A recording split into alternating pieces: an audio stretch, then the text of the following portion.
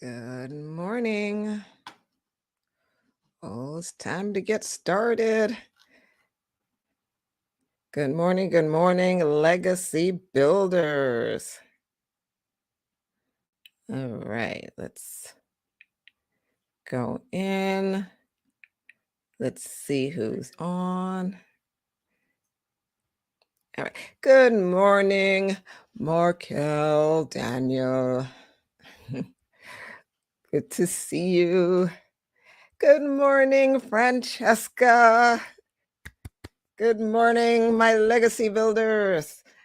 So good to see you all this morning. Happy to have you. Our drink, I have a new cup this morning. It's not a new cup, but first time on Tea Time Tuesday. So grab something. Share with me your beverage of choice, and we can get started. We are talking about becoming an anti-legacy detector. Woo! Good morning. Good morning. We're going to go into that and let a few people in. Good morning, everyone. Let's see. Y'all watching? Good morning, Ronald with your ginger tea. I love it. Good morning, dear mother, Diana Mullen, my mother. Good morning. Francesca with her Chlorofresh water. Love it. Consistency. I love it. Good morning, Gabrielle.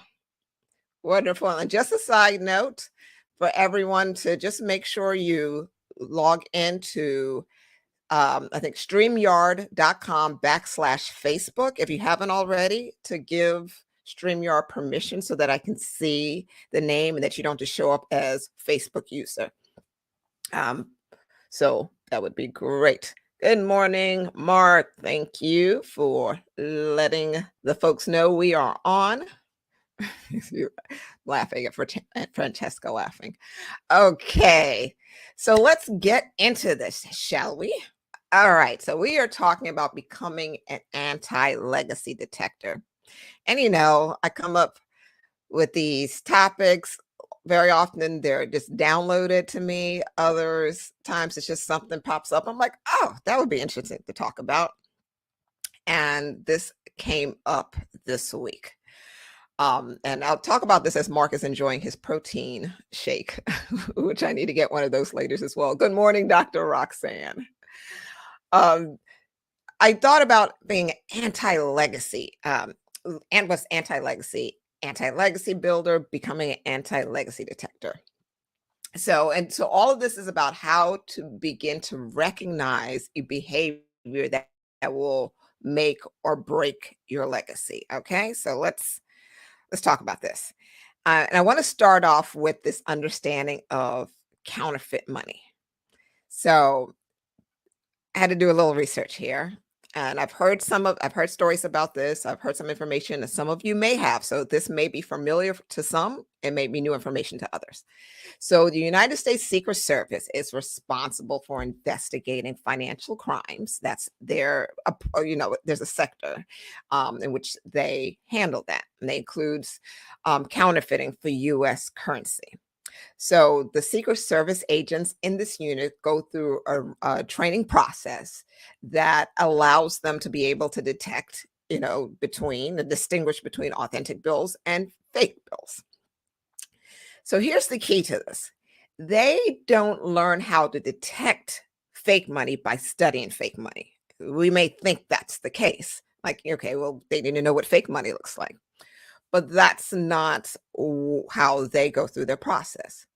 They learn to recognize fake money by studying real money. They understand every aspect of a real bill, real currency. And by doing so, by studying the authentic thing, the counterfeit bill becomes easier to detect. Does that make sense? Let me know in the comments if you've heard of that before, if that's something new that you haven't heard of, because I'm sure now that I say it, it's like, that makes sense. when so so now we're understanding that they look at the authentic bills to detect the fake. And just as those who detect counterfeit currency learn to do so by studying authentic bills, the more we learn about the unique qualities, characteristics, behaviors of being a legacy builder, the easier it will be for us to detect any anti legacy behavior.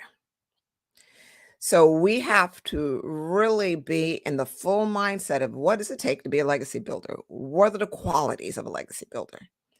So that we know what the anti legacy builder is. Okay. And this really came about because I noticed that through the years, as I studied, as I teach, as I surrounded myself with just legacy building activities, the more I became an anti legacy detector. It just, and again, in coming up and thinking about talking to you guys about this today, I just was processing that information. I realized, oh, wait a minute. I really do operate. I'm starting to notice it within myself, like when my behavior is going counter to my desires. And we're going to get into that. So I began to recognize the behaviors that go against the intentional efforts to create an effective legacy. So again, it's the behavior that's going against the efforts to create an effective legacy. So what does that look like? And I'm just looking at the comments. It really does make sense. Yes, yes. Never heard that. Great. So I'm glad y'all, it makes sense. And you're learning about that because again, that is the premise of this conversation. So it is important. This is an important conversation because these anti-legacy behaviors can unknowingly exist in any of us, all of us, no matter how and no matter the amount of efforts that you're putting into being a legacy builder and moving forward, if you're not really paying attention to the anti-legacy behavior, it can hinder your efforts and causing your results to not match your expectations. So that's why we're talking about these unique qualities that I want you to really begin to identify yourself in and identify the behaviors itself so that any behavior counter to that, you can say, wait a minute, that's not aligning with what I say I want. All right. So let's get into it. I'm going to bring up 3 points, and there are others, but I want to just touch on 3 points that really show up as qualities, the unique qualities of a legacy builder. So let's look at these unique legacy building qualities. Okay. So the first one is a legacy builder is intentional. We've talked about this often. A legacy builder is intentional. They're intentional. He or she is intentional with her thoughts, words, and actions. So, a legacy builder is intentional. So, you as a legacy builder, you operate with an intentional purpose that requires you to think about the steps, to speak about the requirements, and to take action to get it done. And intentionality shows up in everything you do, like I say, everything you do, say, how you operate. Because I think we've known in this group, or we've had enough discussions to understand that how you do one thing is how you do anything. And if you're a legacy builder, that is your being, that's a part of your being. It shows up everywhere. So it's not about leaving things to chance. And that's what the anti-legacy behavior is. An anti-legacy builder takes chances on the fate of their legacy. And a legacy builder is intentional.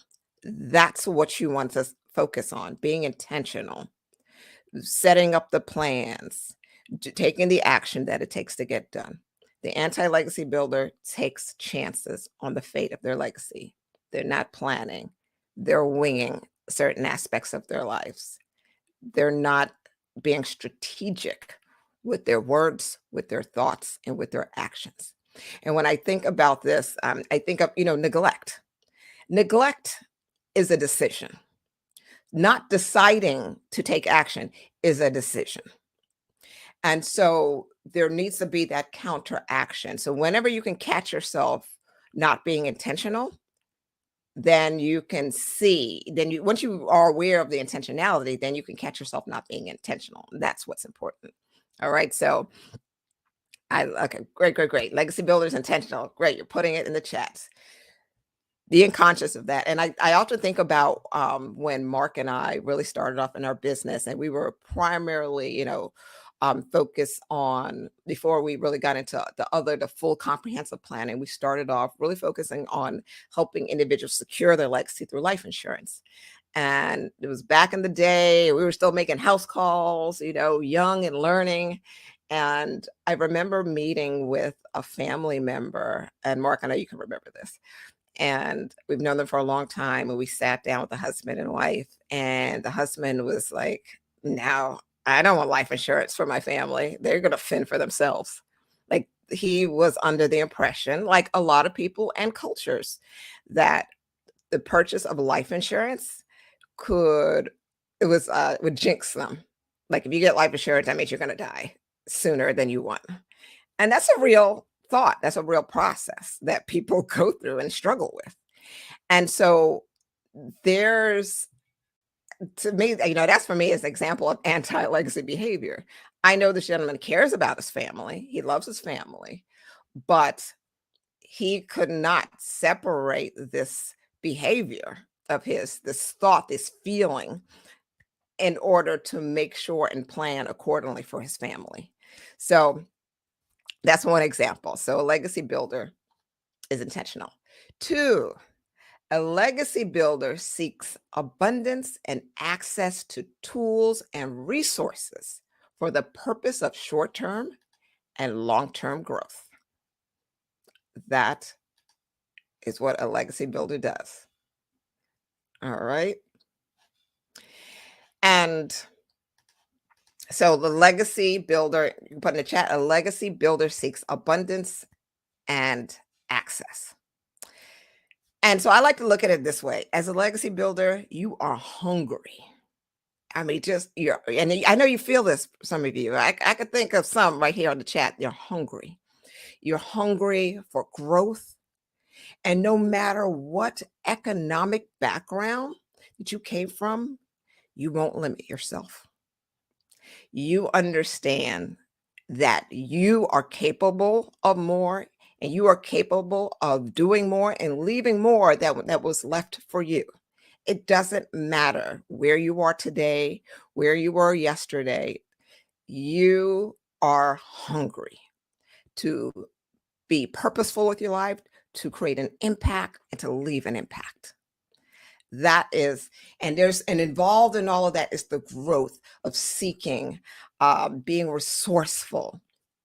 So abundance and access. And so, okay, first of all, who are the Hamilton fans in here? Because this is where I go. This is where I think of when I talk about being purposeful for short and long-term growth. When I talk about it, seeking abundance and access, I think about the play Hamilton. Yes, it's based off a real person, but but I'm talking about the play Hamilton, based off of Alexander Hamilton. And I absolutely love Hamilton. There's so many reasons. To me, that is obviously a show all about legacy. And I think about some of the key words in the songs, and we sing it and we watch it all the time in our household. We're obsessed with it. You talk about the room where it happens, being in the right places. Like, you listening here in this room, you're in the room, you're here because you want to be in the room where it happens. You want to be in a room where you can learn, grow, and have access. That's what I'm talking about. It's constantly seeking. It's constantly looking for the coaching and teaching that can allow you and put you into the next level. An anti-legacy builder is often trapped in limited belief systems, and they have a fixed mindset. That's the counterfeit. That's the anti-legacy builder. They allow the world, social constructs, their past to hold them back, the way of thinking that they've grown accustomed to say, oh, this is what is done. This is how I've been doing it. This is how I'll continue to do it. And it's so limiting. It's so stifling. So once you really operate in a place of being a legacy builder and desiring access and growth and abundance, then whenever the behavior of limiting beliefs, anytime the fixed mindset will try to make its way there, especially if you've had it before and you learn to develop a growth mindset, then the fix may try to get back because it's comfortable.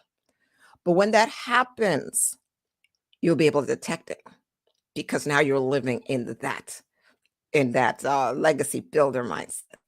So that legacy builder, abundance, growth, access. And the third point, a legacy builder prioritizes purpose of their legacy, and your actions align with the impact you intend to create.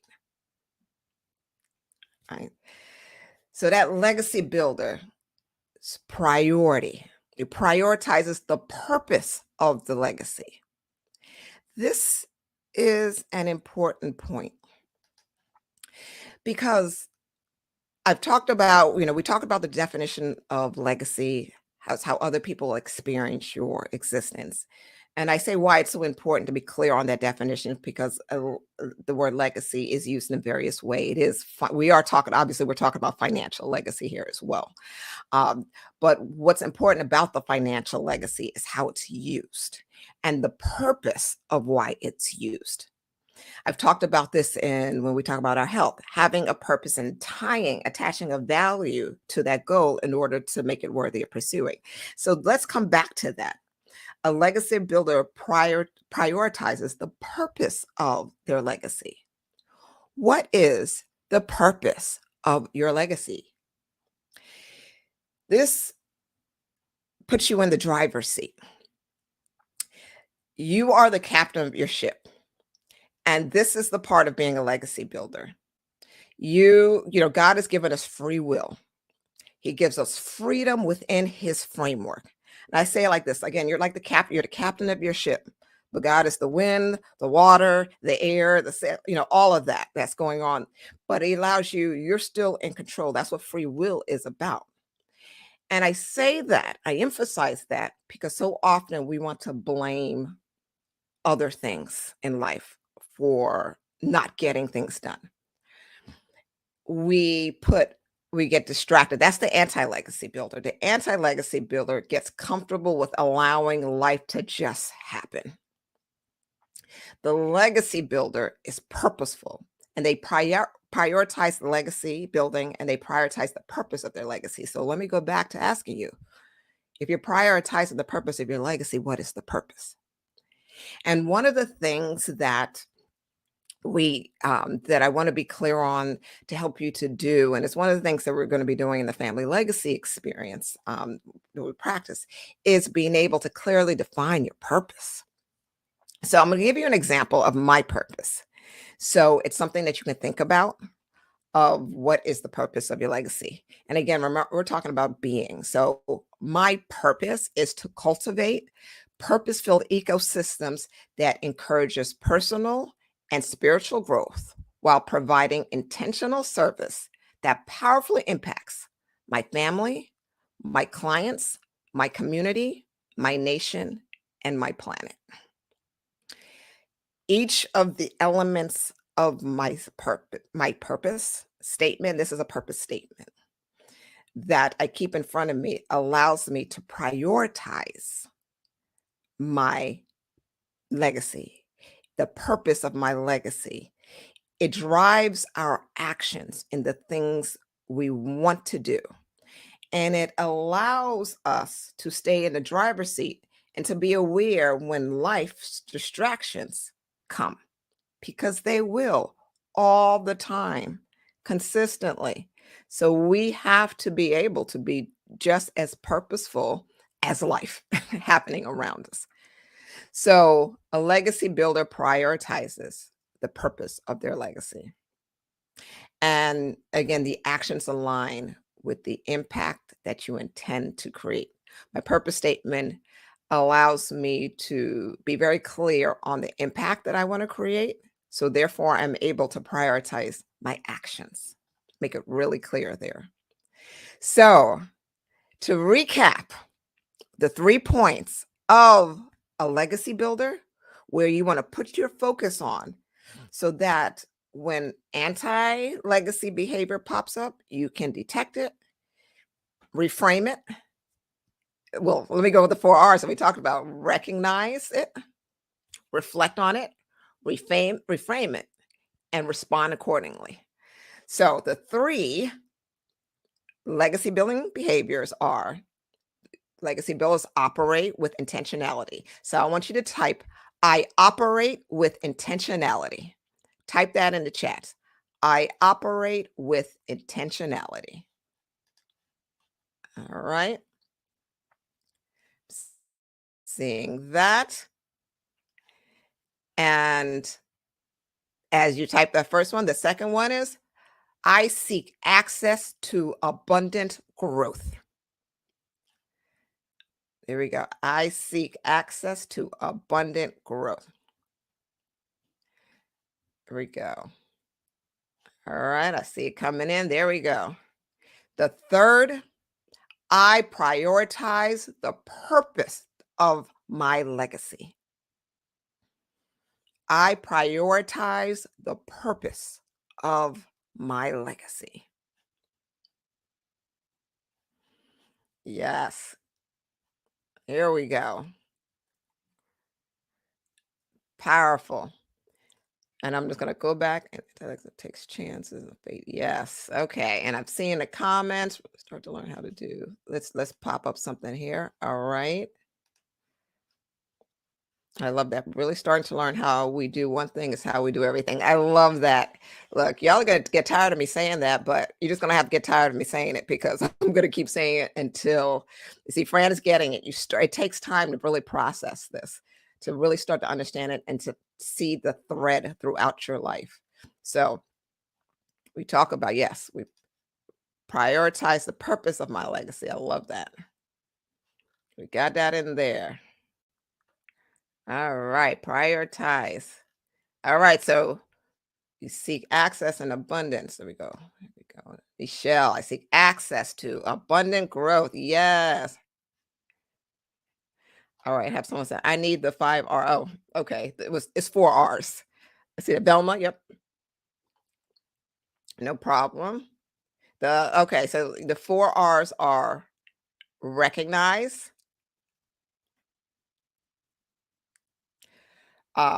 reflect, reframe, and respond. So wonderful. I am so glad that you got it. And I know as legacy builders that will continue to focus on the behaviors that will keep us in alignment with the desired outcome and the desired impact that we are determined to create.